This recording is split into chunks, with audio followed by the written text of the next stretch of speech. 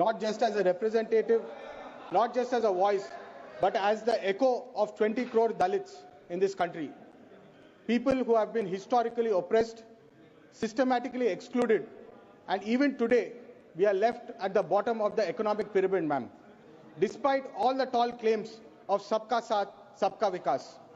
Year after year, the government presents a budget that claims to uplift this marginalized community.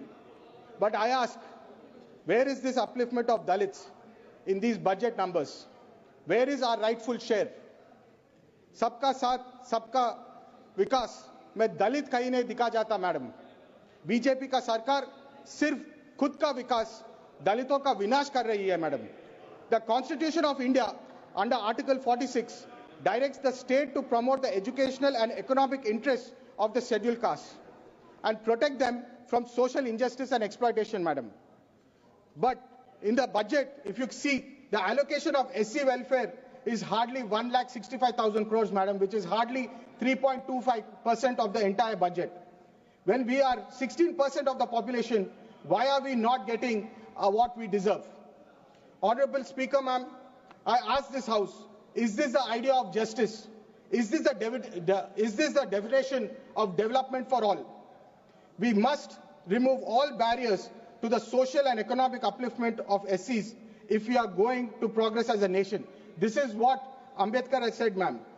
I demand a special tax concession for all Dalit entrepreneurs to help in the upliftment of this community.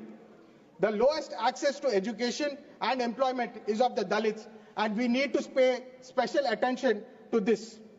We need special linked incentives for the Dalits to help them improve their social skills development, technical skills, and industrialization benefits to encourage the bottommost community.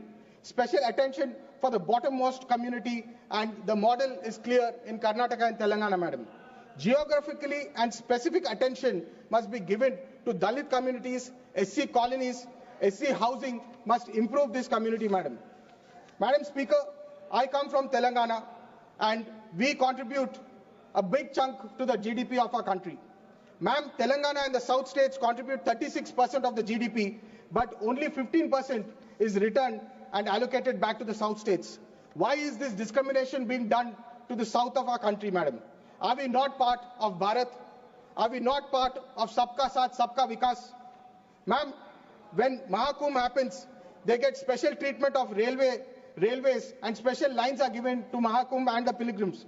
Ma'am, we have demanded for Tirupati passengers and Sabrimala passengers to have special railway connections from my place, Peddapalli, but nothing has been given, ma'am.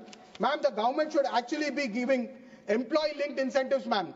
For corporates, instead of giving tax concessions, they should link it to creating employment, wherein 20 crore people of our country are remaining unemployed.